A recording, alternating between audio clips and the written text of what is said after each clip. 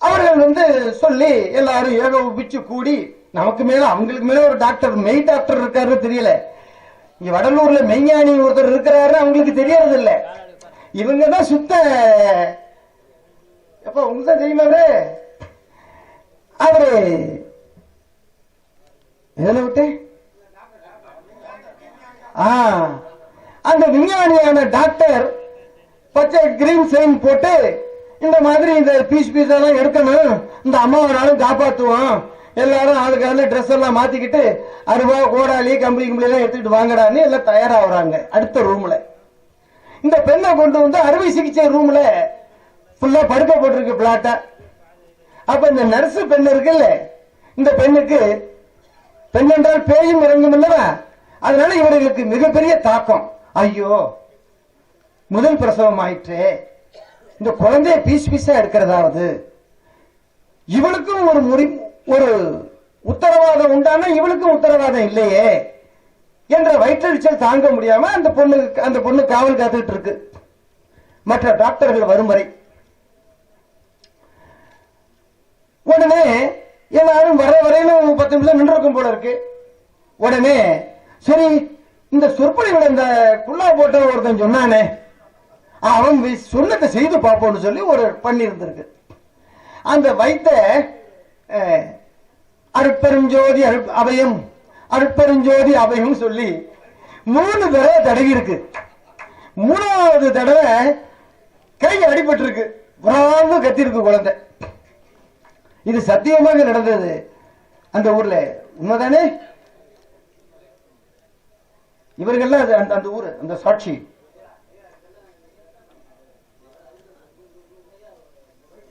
எப்ப சாட்சி தானே, சத்திய சாட்சி தானே, பொய் இல்ல, ரைட். அப்போ அந்த கையை அப்படி 3வது தடவை தடவும் பொழுது தலை அடிபடுது, வாழ்னு கத்துது குழந்தை. அப்ப விஞ்ஞானி என்னும் டாக்டரை என்னன்னு சொல்றது, மெய்ஞானியான அருட்பெருஞ்சோதியை என்னன்னு சொல்றது? சொல்லுங்க, நீங்க எல்லாம் சொல்லுங்க, சொல்லுங்கப்பா. ஏதாவது பதில் பேசுறீங்கன்னா எனக்கு ஒரு ஊக்கமா இருக்கு. நான் தூங்கி தொலைச்சிட்டேன்னா பெரிய தொந்தரவு. சொல்லுங்க. அப்ப ஒரு சாதாரண, இத்தனைக்கு அந்த பெண் ஒரு சைவமும் இல்ல, அந்த நர்சு பெண் அதையும் சாப்பிடக்கூடிய பெண்.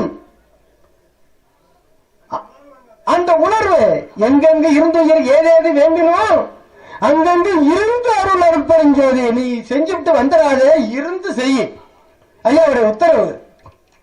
ஏன்னா யான் மட்டும் பெற்றுக்கொண்டேன் என்று பாதி இரவில் எழுப்பி பாவியனை எழுப்பி உனக்கு எல்லாம் கொடுத்துட்டேனே ஏன் அழுதுற? இல்ல இல்ல, இந்த உலக மக்களுக்கு பூரா நீ கொடுக்கணும். இது மாதிரி யாரும் கேட்பாங்களா? கேட்க மாட்டோம். அப்போ ஒரு கதையை ஒருங்கிணைச்சு வச்சுட்டாலும் நாம வேலையை பார்த்துட்டு போவோம். அப்படி இருக்கும் பொழுது இந்த பெண்ணானவர் அந்த வயிற்றில் அப்படி தடவும் பொழுது அந்த குழந்தை பிறந்துருச்சு. ஒரே அந்த பொண்ணுக்கு பயந்து போய், ஐயோ முடியாங்க முடியாங்க, டாக்டர்லாம் ஓடி வாங்க, இந்த குழந்தை இப்ப பிறந்துட்டு கத்துது, முடியாங்க. டாக்டர்லாம் என்ன நடந்துச்சு ஒண்ணு, இந்த மாதிரி நான் சொன்னேன், இந்த குழந்தை பிறந்துருச்சு, இந்த மாதிரி நான் செஞ்சேன், 3 தடவை அந்த வயிற்றுல தடவி விட்ட வந்துருச்சு.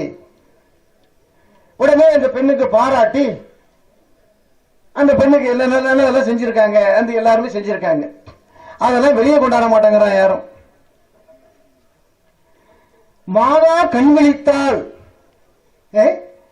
அதாவது இறந்து போயிட்டார் ஏசுநாதர், இறந்து போயிட்டார் நம்ம வேதாத்திரி. யாரா இருந்தாலும் மந்திரம் என்று சொன்னால் மந்திரத்தின்படி வாழ்பவர் சொன்ன மந்திரம் தான் ஜெயிக்கும். செத்தவர்கள் சொன்ன மந்திரம் செத்ததுதான், மந்திரமும் செத்ததுதான். அதை உணர மாட்டேங்கிறாங்க. சும்மா நாளும் எதையாவது போட்டு மாரடிச்சு அவங்கள்ட்ட காசை பறிச்சு துன்பத்தை உண்டு பண்ணிட்டு இருக்காங்களே தவிர, இதே வேதாத்திரி மகரிஷி வேதாத்திரி ஜோதியாக வேண்டியதானே, என்னாலதான் ராமலிங்கம், ராமலிங்கத்தால நான் இல்லை, என்னாலதான் ராமலிங்கம் சொன்னார் ஒரு நேரத்தில். ஏன்? அந்த சித்து பெற்றதுனால ஐயாவை பறிந்து உணர்ந்து இறங்கி அந்த ஐயாவிடம் இருந்த சித்தை பெற்றுக்கொண்டு பல பேருக்கு சித்து வேலை செய்கிறாரு. அதனால ஆணவம் என்னாலதான் ராமலிங்கம் கடைசியில் என்னாச்சு? மண்ணோடு மடிந்து விட்டார். வாழ்க வளமுடன் அப்படிங்கிறது ஒரு மந்திரமா? மந்திரம் அல்ல, அது ஒரு ஆசை சொல். வாழ்க வாழ்க, வளமோடு வாழ்க, வளமோடு வாழ்க, 16 பெற்று வாழ்கிறது ஒரு வாழ்த்து சொல்லு. ஆனா ஐயா எழுதியிருக்காரு ஒரு புத்தகத்தில், நீங்க பார்க்கலாம். கொஞ்சம் அருள் என்னும் ஒரு சித்த பெற்றவன் தனக்குன்னு ஒரு உலகத்தையே படைச்சுக்குவான், தனக்குன்னு ஒரு மந்திரத்தை படைச்சுக்குவான், தனக்குன்னு பல ஆட்களை படைச்சுக்குவான்னு சொல்லி எழுதியிருக்காரு ஐயா. அதெல்லாம் நீங்க படிச்சிருக்கலாம், உரைநடை பகுதியில் இருக்கு. அதுக்கு நம்ம கண்ணுக்கு முன்னாடி நடந்தது வேதாத்திரியோட இது. அப்படி செய்யக்கூடாது, அப்படி செய்யக்கூடாது. எனவே அருட்பெருஞ்சோதி மந்திரத்தை விட இவ்வுலகில் வேற எந்த மந்திரமும் ஜெயிக்காது. இது சத்தியம். நீங்க எந்த ஆபத்து காலத்திலையும் நன்மையிலையும் சரி தாலி கட்டும் பொழுதும் அருட்பெருஞ்சோதி அவையும் அருட்பெருஞ்சோதி அவையும் அருட்பெருஞ்சோதி அவையும் என்று நீங்க செய்தீர்களான அந்த சீரும் சிறப்புமா இருக்கும். நீங்க வேற மந்திரங்களை இறந்தவர்களும் ஆக்சிடென்ட்ல அடிபட்டு செத்தவனும் சொன்ன மந்திரத்தெல்லாம் நீங்க போய் சொல்லி கேட்டா உருப்படுமா? உருப்படாது. அருட்பெருஞ்சோதி ஐயா எப்படி ஜோதி ஆனாரோ அவருடைய மந்திரத்தை சொல்லி கட்டுறதுதான் நல்லா இருக்கும். சில மூடர்கள் எங்கே அருட்பெருஞ்சோதி அவர் முக்காடு போட்டவரு, அவருடைய வச்சு கல்யாணம் பண்ணா பிள்ளை நல்லா இருக்குமோ என்னமோ. பாவிகள், பைசா செலவு இல்ல. இப்போ நீங்க சித்தி வளாகத்துக்கு வந்திருக்கிறீங்க, எல்லாரும் சூட வாங்கிட்டு வந்தா கொடுத்தீங்க, எல்லாரும் பூ வாங்கிட்டு வந்தா போட்டீங்க, அர்ச்சனை தட்ட கீழே நிக்குது இல்ல. அங்க என்ன இருக்கு? தீபம் இருக்கு, செலவு இல்ல. உங்க மனம் மோன நிலையில இருந்து வேற எதையும் நினைக்காம வீட்டுல ஆடு கட்டி கிடக்கு, மாடு கட்டி கிடக்கு, மாமனாருக்கு சோறு போடாம வந்துட்டோம், இதெல்லாம் என்னாம நீங்க அருட்பெருஞ்சோதி மகாதீபத்தை மட்டுமே பார்த்து கொண்டு பெருமானே உன்னை தேடி வந்துட்டேன் ஐயா, என்ன காப்பாத்துப்பா, அவ்வளவுதான். வேற எந்த செலவுமே இல்லைங்க, எந்த செலவுக்கு இங்க வேலை இல்லைங்க. அதே மாதிரி ஞான சபையிலையும் எந்த ஜோதி பார்க்க வந்தவங்களுக்கு என்ன செலவு இருக்குங்கிறீங்க? எந்த செலவுமே இல்லை. அவங்கவுங்க வர்றாங்க, ஜோதியை பார்க்கறாங்க, ஆனந்தம் பார்த்துட்டு போறாங்க. எனவே நீங்கள் எல்லோரும் இரவா நிலையை அடைய வேண்டும் என்றால் மாதம் பூசந்தோறும் வந்து அந்த சத்திய ஜோதியை தயவோடு பார்த்து தன்னுள் ஆட்படுத்துங்க. இதுதான் நீங்க செய்யக்கூடிய மிகப்பெரிய உத்தமம். ஆமா ஆமா ஆமா. அப்போ அந்த அருட்பெருஞ்சோதி அந்த சத்திய ஒளிய நீங்க உடம்பு உள்ள ஏத்து எல்லாமே நீங்க ஆரம்பம் ஆயிட்டுச்சுன்னா தப்பி தவறி உங்களுடைய பிழையாலே நீங்கள் இறக்க நேரிட்டாலும் பிறகு அடுத்தது அச்சியை வார்ப்பேன், எல்லாவிடையும் மிடாவிடை வார்ப்பேன், எந்த வழியிலாவது ஐயா உங்களை விட மாட்டாங்க. அடுத்தது மற்றவர்களை போல காலங்காலமாக சிறிய தூசி போன்று அலைந்து திரிந்து துன்பப்பட வேண்டியதில்லை. அந்த ஆன்மா மறுநாளே ஒரு அற்புதமான கருணைமான் வயிற்றுல பிறக்க வச்சிருவாரு. நீங்க தீதி கொடுக்கறீங்க, யாருக்கு தீதி கொடுக்கறீங்க? அப்பாவுக்கு, தாத்தாவுக்கு, அம்மாவுக்கு. அம்மா உயிரோட இருக்கும் பொழுது தென்னையில உட்கார்ந்து இருப்பாங்க. நீங்க சருன்னு எருமை பால்ல காப்பி போட்டு ஆத்தி சரசரன்னு ஆத்தி சாப்பிடுவீங்க. வெளியில இருக்கிற வயசானவங்களுக்கு இத்தனை காப்பி கொடுக்க மாட்டீங்க, 2 சோறு போட்டிருக்க மாட்டீங்க. அந்த அம்மா 3வது வீட்டுல போய் யார்கிட்ட வாங்கி சாப்பிட்டு இருக்கும். அது போன்று அந்த தந்தையானவர் கஷ்டப்பட்டு எங்கேயாவது ஒரு பக்கம் நிற்பார். அவர் இறந்து போயிருப்பார். கிட்டத்தட்ட 1.5 லட்சம் செலவு பண்ணி குறவம் குறைச்சி வச்சு அட்டி ரகலை விடுவான். அன்னைக்கு பூராவும் ரகலை கட்டி அடிப்பான். வெடி வேலை வச்சு 5 முகம் பல்லாக்கு போட்டு தூக்கிட்டு போவான். கருமாதி வச்சு அதுக்கு பலவிதமான வருமானத்தை வாங்கிறதுக்கு அதை பண்ணிட்டு உட்கார்ந்துருப்பான். ஆனால் அதற்கு திதி கொடுப்பான். இது தலை திதி, இது அந்த திதி. அதுக்கு தகுந்த மாதிரி அதுக்கு தகுந்த இந்த பாவிகள், இந்த கிராஸ் பெல்ட், வா வா இத்தனாம் தேதி சுக்லபட்சம், இந்த திதியில உன் தோப்பனா இருக்கு, இது இருக்குடா வாடா அப்படின்னுடுவான். இதை நீங்க திருவையாத்துல புஷ்ப மண்டபம்னு ஒரு இடம் இருக்கு காவேரி கரையில, அங்க போய் பாத்தீங்கன்னா இந்த மானங்கட்ட சமாச்சாரத்தெல்லாம் நீங்க பார்க்கலாம்.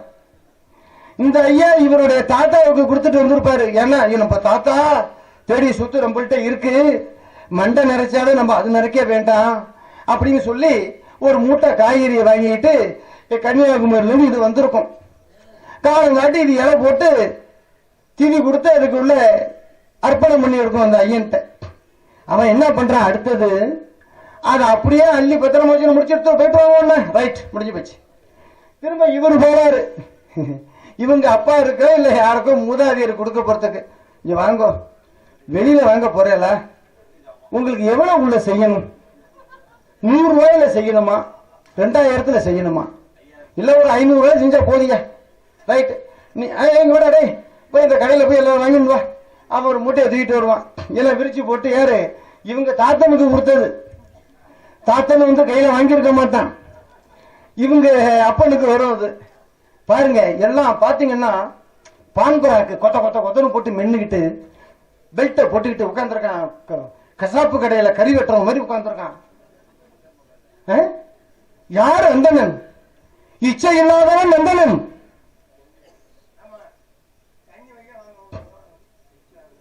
இச்சை இல்லாதவன் அந்தணன், அவனெல்லாம் அந்தணன். அவனை விடுத்து பகன் பராக்கு கோட்டை அள்ளி வாயில ஊத்திக்கிட்டு அடுத்த இது இப்படி பண்றது அந்தணன் அல்ல. பாலில் நீர் கலந்தார் போல, பாலும் நீரும் கலந்தார் போலன்ட்டார் ஐயா. அதனால நீங்கள் எல்லாம் வீண் செலவு பண்ணாதீங்க. உங்க அப்பா அம்மா தாத்தா பாட்டிக்கெல்லாம் அந்த நினைவு நாளை பொறுத்து சாப்பாடு போடுங்க. வடை பாயசத்தோட ஒரு 10 பேருக்கு போடுங்க, காசு இருக்கிறவங்க ஒரு 100 பேருக்கு போடுங்க. அல்ல விட ஏதாவது ஒரு முறையில் பள்ளிக்கூடத்துக்கு போய் காது இல்லாத பள்ளிக்கூடம் கண்ணு இல்லாத பள்ளிக்கூடத்தில் போய் செய்யுங்க, அதை செய்யுங்க. அதை விட்டுட்டு தாத்தாவுக்கு வந்து நான் தவசம் கொடுக்கிறேன்னு சொன்னா அந்த தாத்தா வந்து எழுந்து வந்து கொடுப்ப பேரான்னு வாங்கிட்டு போறாரா? இல்ல. எறும்புக்கு தீனி போடலாம். தாத்தா புண்ணியவானா இருந்து இறந்திருந்தானே, ஆனால் அந்த தாத்தா உண்மையிலேயே ராமலிங்க சுவாமிகளுடைய வழிபாட்டில் இருந்து ஒரு வயோதிகர் அவருடைய குற்றத்தின் குறையின் காரணமாக பிழையின் காரணமாக இறந்திருந்தாரே, ஆனால் அவர்கள் வெகு நாட்களுக்கு அலைந்து திரிந்து துன்பப்பட மாட்டார். இவ்வுலகில் உடனே பிறந்துருவாங்க. அதே துன்பம் பண்ணி அடுத்தவனை கெடுத்து துன்பப்படுத்தி கையை உடைச்சு காலை உடைச்சு பண்றான் பாருங்க, அவன் தான் சீக்கிரம் பிறக்க மாட்டான். 2வது அவனுக்கு மனித பிறப்பும் கிடைக்காது. அரிய பெரிய பிறப்பல்லதான் மனித பிறப்பு. எப்பேற்பட்ட ஞானியே கல்லியாக பிறந்திருக்கிறான் என்று உரைநடை பகுதியில் ஐயா எழுதியிருக்கிறார். ஞானி கல்லியா பிறந்திருக்கானா? ஐயோ, ஒரு பசுமான பிறந்தாலாவது ஒரு நல்ல வீட்டில இருந்து ஒரு நன்மை அடையலாம். கல்லியாக பிறந்து எப்போது அவன் அடுத்த பிறப்புகள் வருவது? மண்ணாகி மரமாகி பூல் பூண்டாகி பறவையாகி உருவன பிறப்பனே ஆகி மனிதனா வர்றான். அப்படி மனிதனா வந்தவன் ஞானியாக மாறிடுறான்.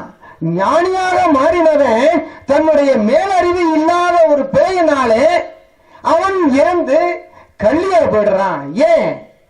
தானமும் தவமும் தான் செய்தல் அரிது. அவன் தவம் பண்ணிருப்பான். ஒருத்தருக்கு 10 காசு இப்படி ஒரு இட்லி வாங்கி போட்டிருக்க மாட்டான். அவன் நல்லா இருக்கணும்னு சொல்லி மனமாற வேண்டி இருக்க மாட்டான். இவன் 100 ரூபாய் கொடுத்தான்னா அவனுக்கு அச்சாரம் போட்டு கொடுப்பான், அவனுக்கு விபூதி பூசி கொடுப்பான். அவன் எதுவும் கொடுக்கலன்னு வச்சுக்க, போ நீ கொடுத்த நல்லா இருக்கும், போ தான். அப்போ இறந்தவர்கள் வந்து ஏன் இறந்தவர்களை எரிக்க கூடாது, ஏன் புதைக்க வேண்டும் என்கிற ஒரு சப்ஜெக்ட். அதை சொல்லிப்படுறேன். அதை மறந்துடாதீங்க.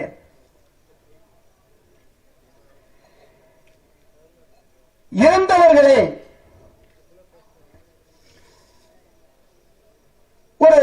ஒரு 6 வருஷம் சித்தி வளாகத்தில் வந்து படுத்து எழுந்து வேண்டி பெருமான வேண்டி இன்பம் பெற்றிருப்பான் ஒருத்தன். அவன் இறந்து போயிருப்பான். அப்ப அந்த 6 வருடத்துக்குரிய இந்த சத்திய ஞானம் அவனுடைய ஆன்மாவில் பதிந்திருக்கும். யாருடைய இதுல பதிஞ்சிருக்கும்? 6 வருஷம் வந்தவருடைய ஆன்மாவில் இந்த ஒளி படிஞ்சிருக்கும். பல பேரை பார்த்திருப்பான், பேரின்பத்தை அடைஞ்சிருப்பான் இந்த 6 வருஷம். அப்போ அவன் இறக்குறான், இறந்து போயிடுறான். அவனை கொண்டு போய் புதைச்சாங்கன்னு சொன்னா அவன் அடுத்த பிறவி மறுபிறவியில வரும் பொழுது என்ன சன்மார்க்கத்தை தொட்டிருக்கான், அதனால அவனுக்கு அடுத்த பிறவி மனித பிறவி உண்டு. சன்மார்க்கத்துக்குள்ள இருந்துகிட்டே 1000 கொண்ட 200 கொண்ட 100 கொண்ட சும்மா வருங்கைய வந்து போய, அது சன்மார்க்கம் அல்ல, அது பிசினஸ். பாவி எதுக்கு சொல்ல வந்தது? அந்த இறந்து போனவன் சன்மார்க்கத்தை தொட்டிருந்தானே, ஆனால் அவனுக்கு வந்து அடுத்த பிறவி மனித பிறவி கிடைக்கும். அடுத்தது வந்து யாரோ இங்க மாதிரி உள்ள உட்கார்ந்து இருக்கவங்க, எப்பா வாயா, நான் வந்து அவன் தவிச்சுட்டு இருப்பான், கொண்டு வர வடலூருக்கு வர முடியாம தவிச்சுட்டு இருப்பான். யாரோ ஒருத்தர் வண்டியில ஏற்றி கொண்டாந்து வண்டியில விட்டுடுவான். அப்ப என்ன பண்ணிடும் அவனுக்கு? இந்த இடத்தை பார்த்த மாதிரி இருக்கே, இந்த இடத்துல ஏற்கனவே வந்த மாதிரி இருக்கே. ஏன்? முற்பிறவி தொடர்பு, அந்த ஆன்ம பதிவு, அருட்பெருஞ்சோதி. இவன் சொன்ன கடத்தல அருட்பெருஞ்சோதி பேனரை பார்த்தேன் சொல்லல. ஏன்? எனக்கு முற்பிறவி அந்த டச் இருந்ததுனால அதை கண்டு அதுல பயமாயிட்டேன். அப்ப மற்றவர்களும் இந்த சித்தி வளாகத்தில் வந்து இன்பம் பெற்றவர்களுக்கு அந்த இன்பம் இருக்கும். ஆனால் அவன் வந்து கொலை போல புரிந்திருப்பான், பல குடிகளை எடுத்திருப்பான், பல பெண்களை கண்ணி அழைச்சிருப்பான். இப்படி செய்த போது என்ன ஆகும்னு கேட்டீங்கன்னா, அவன் இறந்து போன உடனேயே சில இதை மன்னிச்சு ஐயா அடுத்த பிறப்பு கொண்டு வந்து அவனை சீர்திருத்தி செப்பனிட்டு நம்ம அடியவர்களை போல யாராவது அடியார் பார்த்து அவனை மேம்படுத்தி கொண்டுட்டு வந்துருவாங்க. அதே மனிதனை யார் அந்த 6 வருஷம் இந்த சித்தி வளாகத்துக்கு வந்த மனிதனை புதைக்காமல், புதைச்சிருந்தா அவனுக்கு அடுத்தது நல்லது நடக்கும். புதைக்காமல் எரிக்கப்பட்டால் அந்த ஆன்மா சிதைந்து போகும். எப்படி சிதைந்து போகும்? ஆன்மா ஒளி சிதைந்து போகாது. அது கோளாலே, கொலையாலே, கொலை கருவியாலே எதாலே விட முடியாது. அதுல இருக்கிற கூடிய பதிவு சிதைந்து போய்விடும். எந்த பதிவு சிதைந்து போய்விடும்? இந்த சாத்தான அருட்பெருஞ்சோதி பதிவு சிதைஞ்சு போயிடும். சிதையாது. எது சிதையாது? அவன் செய்த குற்றங்கள் எதில் பதிஞ்சிருக்கும், அது சிதையாது. அதுதான் ஊழ்வினை, நீ செய்த வினை அவனை தொத்திக் கொண்டே வந்துகிட்டு இருக்கும். அதனாலதான் எரிக்க கூடாது. எரிச்சாக்க நன்மை போயிடும், தீமை மட்டும் அந்த அம்மா விட்டு போகாது. அடுத்த பிறவிக்கு தண்டனை கொடுக்கிறது ரெடியா இருக்கும். அதனால இறந்தவர்களை, அது சன்மார்க்கிகளை யாரும் எரிச்சிடாதீங்க. அதுதான் நீங்க பெரிய செய்யக்கூடிய பெரிய பெரிய பாவம் ஆயிடும், துன்பம் ஆயிடும். அவர்களை புதைக்கிறதுன்னா கட்டடம் கட்டி உப்பு போட்டு அப்படியெல்லாம் செய்யாதீங்க. சாதாரணமாக ஒரு இடத்துல புதைச்சி வச்சிருங்க. அப்படி புதைக்கும் பொழுது அடியவர்கள்லாம் சேர்ந்து அருட்பெருஞ்சோதி மகாமந்திரத்தை சொல்லி அந்த பேரின்பத்தோட புதைங்க. அகவன படிக்கலாம், அப்ப நல்லபடியா வந்துடும். ஆனால் அவர்களை எரிச்சிங்கன்னா அந்த ஆன்மாவோட கொஞ்சம் நஞ்சம் ஒரு 10% இருக்குல்ல இந்த சன்மார்க்கம், அதுவும் அழிஞ்சு போயிடும். சுத்த பாவியா தான் பிறப்பான். சின்ன வயசுல வந்த உடனே கத்தி எடுத்துட்டு சொருவம் வந்துருவான் அடிவயத்துல நம்மள. எனவே இறந்தவர்களை புதைக்கிறதுக்கும் எரிக்கிறதுக்கும் இந்த கதை புரிஞ்சுதா? ஐயா எல்லாருக்கும் புரிஞ்சுதா? எனவே எரிக்காதீங்க, புதைச்சிடுங்க.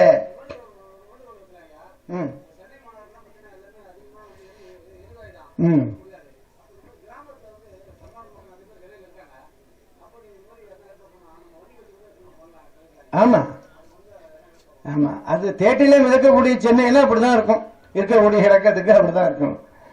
ஆமா, அதனாலதான் ஐயா பயந்து இங்க ஓடி வந்தாரு. ஆமாங்க, அதனால இறந்தவர்களை எரிக்காதீங்க, புதைச்சிடுங்க. புதைச்சி அவங்களுக்கு ஒரு சமாதி கட்டி அவனுக்கு விளக்கு கிழக்கெல்லாம் போடாதீங்க. அவன் நல்லவனாக இருந்து நல்ல ஒரு ஞானம் பெற்றவனாக இருந்தால், அவன் அருட்பெருஞ்சோதி அருள் பெற்றவனாக இருந்தால், அவன் 3ஆம் நாளே இன்னொரு உடம்பை தேடி அங்க போய் பறந்துருவான். அவன் அந்த கருவில் கலந்த துணையாக அங்க போயிடுவான். பாவம் செய்யறவன் 3ஆம் நாள்லாம் இறக்க மாட்டான்.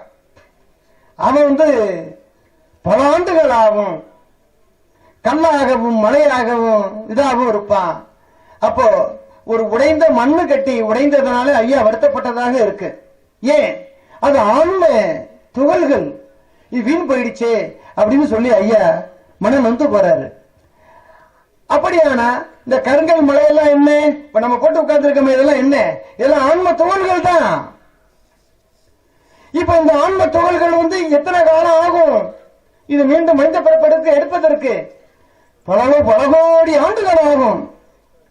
இது மேல நாம உட்கார்ந்து தேய்ச்சி ஒட்டச்சி கொத்தி பண்ணி எடுக்கிறோம். அதனால தான் அவர் பாடினார், நான் படும் பாடு சிவனே சிவனே, நான் படும் பாடு சிவனே, உலக நபிலும் பஞ்சுதான் படுமோ, என்னதான் படுமோ, சொல்லத்தான் படுமோ, நான் படும் பாடு சிவனே.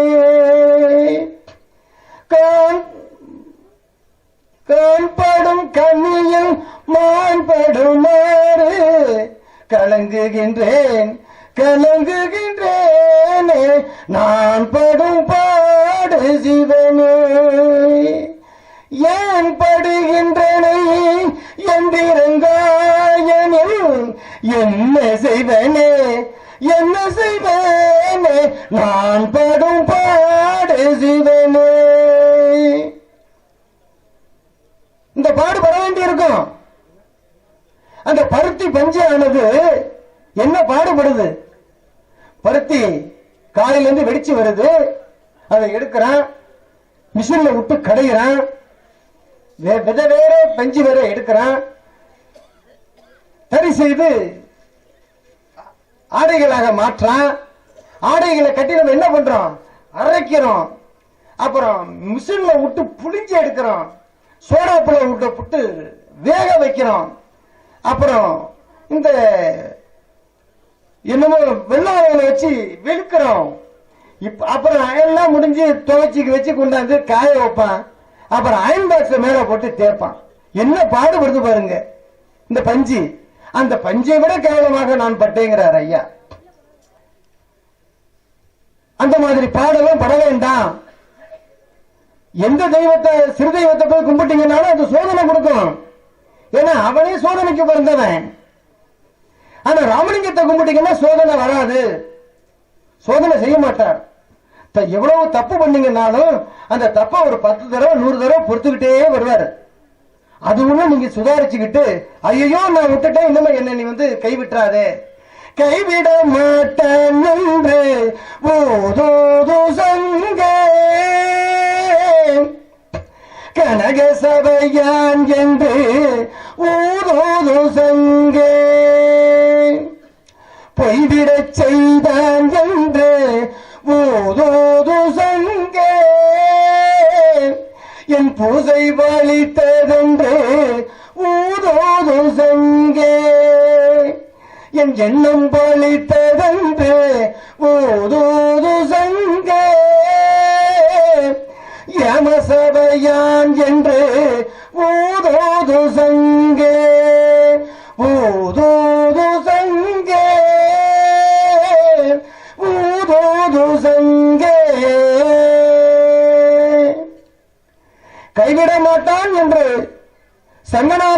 சொன்ன அருட்பெருஞ்சோதி என்னும் ராமலிங்க பெருமான் அருஜோதி ஆனேன் என்றையப்பா முரசு, அருளாட்சி பெற்றேன் என்றையப்பா முரசு, மறுச்சார்பு தீர்ந்தேன் என்றையப்பா முரசு, மரணம் தவிர்ந்தேன் என்றையப்பா முரசு, அருஜோதி ஆனேன் என்றையப்பா முரசு, அருளாட்சி பெற்றேன் என்றையப்பா முரசு. அடியவன் அருளாட்சி பெற்றேன். அதனால்தான் இந்த குதூகலமாக பாடுகின்றேன். என்ன அடியவன் சொன்னது பொய்யா இருந்தா திரும்ப இங்க வர முடியாதுப்பா. இந்த மஞ்சள் துண்டு போட்டிருக்கிறாரு, இவர் என்ன பல காலமாக என்னை பார்த்து கொண்டிருக்கிறார். ஆனா அவருக்கு எனக்கு நெருங்கிய தொடர்பு இல்லை. பல காலமாக என்னை பார்த்து கொண்டிருக்கிறார். ஒரு வருடம், 2 வருடம், 4 வருடம், அந்த 5 வருடம் இல்ல, பல காலம் பார்த்து கொண்டிருக்கின்றார். அதனாலதான் அது பக்குவமா கொஞ்சம் உட்கார்ந்து இருக்குது. இந்த பையன் இப்படி எல்லாம் என்னுடைய நெஞ்சுக்குள்ள இவ்வளவு இருக்குதா என்று. அதனால அருட்பெருஞ்சோதி ஆண்டவரை என்னப்பா அது காஜா புயல. அப்போ அருட்பெருஞ்சோதி ராமலிங்க பெருமானே தயவு செய்து எல்லோரும் உள் உணர்ந்து, பரிந்து உள் உணர்ந்து பெற்றுக்கொண்டு, இப்ப நீங்கள் எல்லாம் உங்களுக்கு எல்லாம் இந்த சத்சங்கம் பிடிச்சதா பிடிக்கலையா? எனக்கு சத்தம் கேட்கலையா? அங்க உள்ளவர்கள் எல்லாம் ஏதோ சாப்பிட்டு இருக்காங்க, சத்தம் கேட்கலையாப்பா?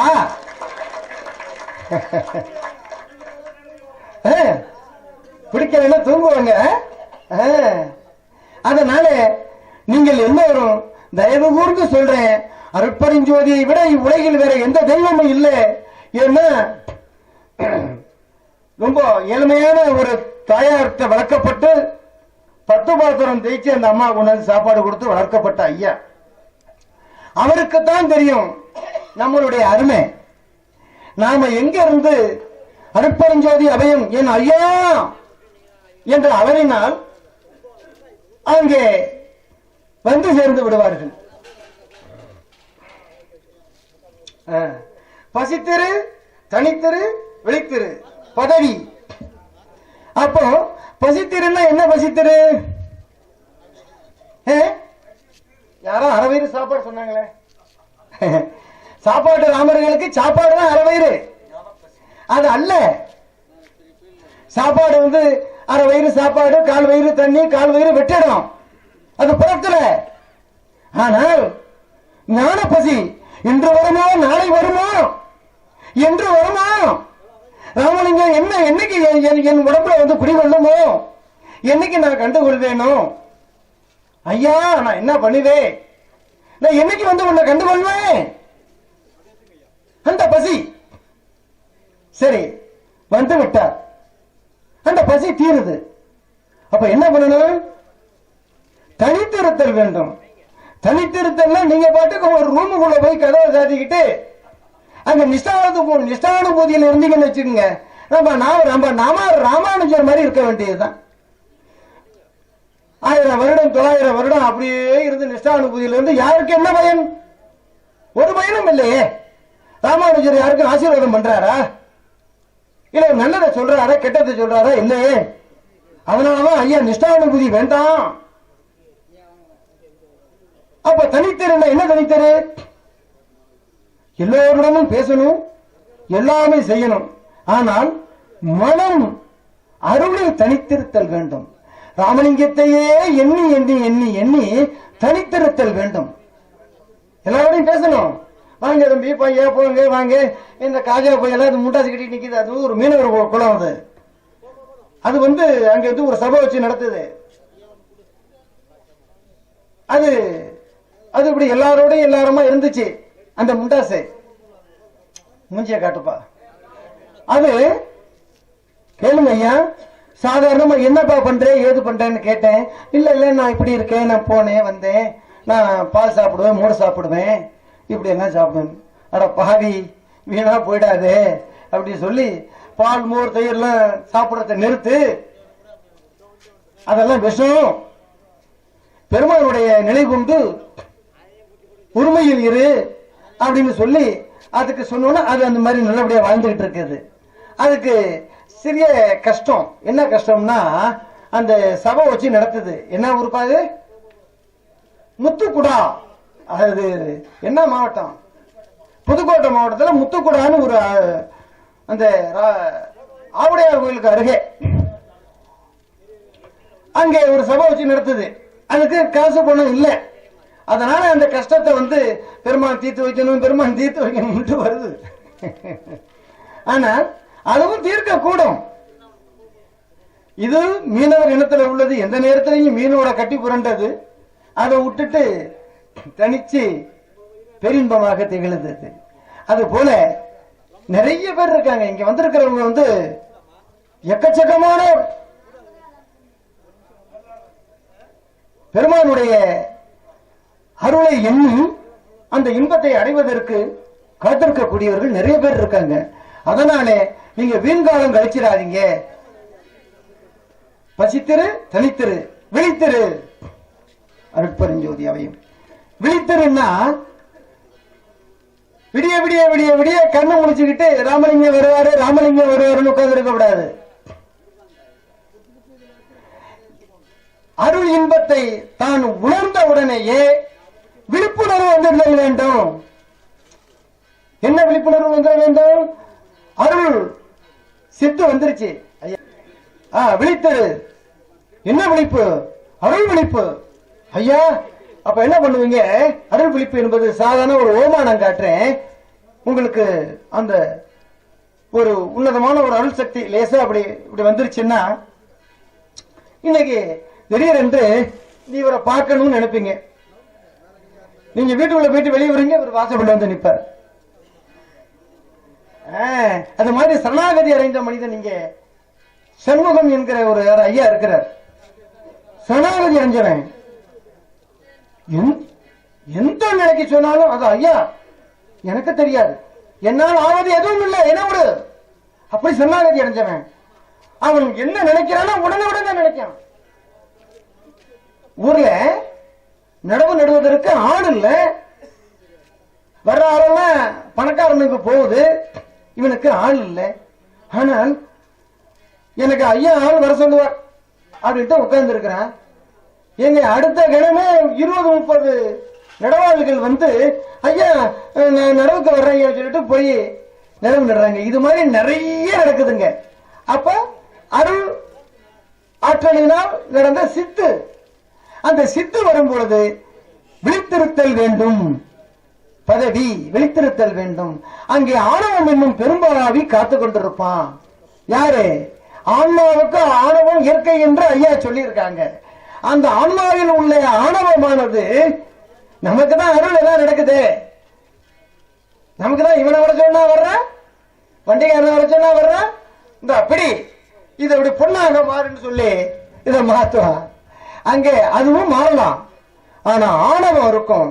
அந்த ஆணவம் நீ போய ஒண்ணு எனக்கு தெரியும், நான் பாத்துக்கிறேன், அது நான் எல்லா சாமியும் எனக்கு தெரியும் போ அப்படின்னு அந்த ஆணவத்துல தூக்கி எறிவான். அங்கதான் தூக்கி போட்டு மிரிக்கும் ஐயா.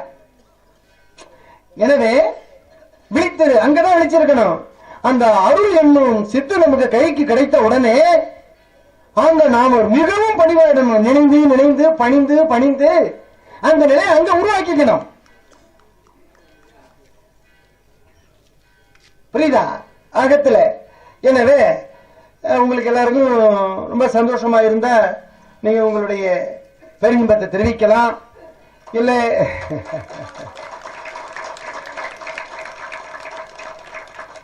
சரி. அப்போ குருவின் காணிக்கை கொடுக்காம இருந்தேனும். குருவுக்கு காணிக்கை எப்படி கொடுக்கிறது? எந்த வழியில கொடுப்பீங்க? அப்போ எத்தனையோ குருமார்கள், எத்தனையோ பேச்சாளர்கள் காசு வாங்கிட்டு தான் பேசுவாங்க. அடியவன் இதுவரையிலும் எத்தனை வருஷம் எங்க அந்த ஆள் தெரியலையே, எத்தனை வருஷம் ஆகுதுன்னு தெரியல. அடியவன் பணங்காசை தொட்டு நகைக்கடையெல்லாம் தூக்கி குப்பையில எரிஞ்சிட்டேன். பணத்தை இதுவரையிலும் தொடவில்லை. எத்தனை ஆண்டு ஆகுதுன்னு அந்த சமூகத்துக்கு தான் தெரியும். ஆமா, நன்றி நன்றி நன்றி நன்றிங்க. அடியவன் பணம் காசை தொடுவதில்லை. அந்த பணம் காசை தொடாம வாழ்ந்துட்டு இருக்கிறேன். இல்லையா பிள்ளைங்களுக்கெல்லாம் திருமணம் பண்ணல, பணம் காசெல்லாம் தொடர்ந்து பண்ணிவிட்டீடா, என்ன பண்ண போகுது? குடும்பம் தடுமாறுமே. தடுமாறுமா? ஐயாவின் சக்கரம் இருக்கும்போது தடுமாறுமோ? அந்த சக்கரத்தில் ஓடிக்கிட்டு இருக்கு. மனிதன் செய்த சக்கரம் கலந்து போயிட்டு எனது கால அருட்சக்கரம் ஓடுது. அதனால என் அருட்பெருஞ்சோதிய ஆண்டவர் என்னை காத்துக் கொண்டிருக்கின்றார். அப்ப அந்த பணங்காசையும் தொடுவதில்லை, இது போன்ற அசைவம் சாப்பிடுறவனை தொடுறதில்லை, அவன் வீட்டுக்கு போறதில்லை. எப்படிப்பட்ட பையன் செத்தாலும் இங்க போறதில்லை, செத்தவனை மதிக்கிறதும் இல்லை. ஏன் நீ சாப்பிட? ஐயா என்ன சொல்றார்? உனக்கு வயசு ஒரு தடை இல்லை, நீ 80 வயசு ஆயிட்டு சொல்லி நீ நினைக்காத. ஒரு ஜாம பொழுது, ஒரு இரவு, ஒரு ஜாம பொழுது நீ ஒருங்கிணை மனசோட அருட்பெருஞ்சோதி மகாமந்திரத்தோட இரு. உனக்கு நான் சொல்ல வேண்டியதை சொல்லிவிடுறேன் அப்படின்னு சொல்லிட்டாருல்ல, சத்தியம் பண்ணி சொல்லிவிட்டார்ல. அதோடய அவன் எதுக்கு அருட்பெருஞ்சோதி 4 திருப்பம் சொல்றது, சிவாய நம்ம 4 திருப்பம் சொல்றது? ஓம் நம சிவாய சிவாய நமவோம், ஓம் நம சிவாய சிவாய நமவோம். எங்க வருமா சிவா? வரமாட்டான். அவன் முப்புறத்தை எரித்தவன். முன்ன ஈட்ட தீ முப்புறத்திலே, பின்ன ஈட்ட தீ தென் இலங்கையில சீத, அன்ன ஈட்ட தீ அடி வயிற்றுல குண்டலினி, ஞானம் ஈட்ட தீ மூழ்க மூழ்கவே.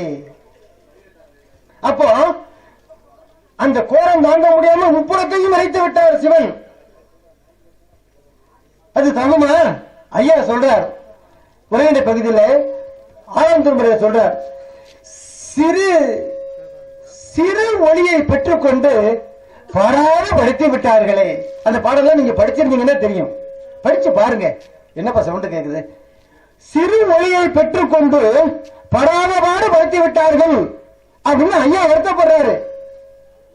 அந்த மூவர் எல்லாம் சேர்ந்து அவர்களுக்கு மும்மலத்தில் இருமலம் தான் நீக்கப்பட்டிருக்க, ஒரு மலம் இருக்குது. அதை வச்சுக்கிட்டே மனிதன் எல்லாம் பாடாது படுத்துறது. அவன் ஹரிச்சந்திர மகாராஜா என்ன பாவம் பண்ணான்? அவனை என்ன துன்பம் பண்ணி எவ்வளவோ அவனை கஷ்டப்படுத்தி அவனை இத பேரை கொண்டு வர்றானா? அந்த வேலை, அந்த டக்காட்டி வேலையை நம்ம ஐயாட்ட கிடையாது.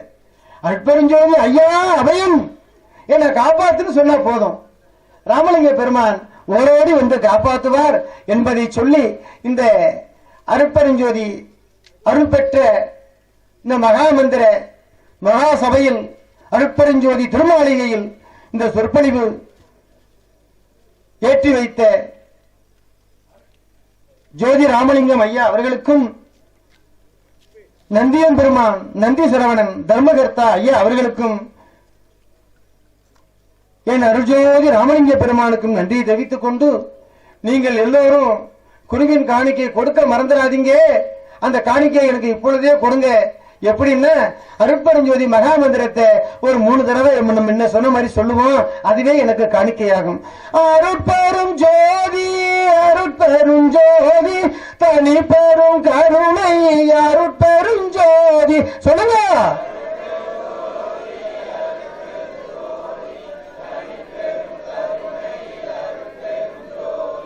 அருட்பெரும் ஜோதி அருட்பெரும் ஜோதி தனி பெரும் கருணை அருட்பெரும் ஜோதி.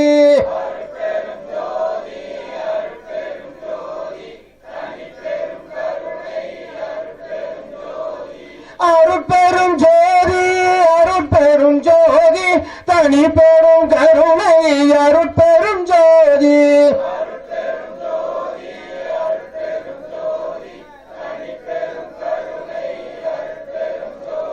அருட்பெருஞ்சோதி அபயம்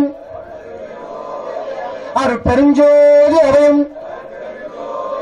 அருட்பெருஞ்சோதி அபயம். நன்றி. அருட்பெருஞ்சோதி அபயம். இவர்கள் எல்லோருக்கும் சபையென துன்பன தானமதி அமைக்க அபயம் அளித்ததோர் அருட்பெருஞ்சோதி அபயம். நன்றி.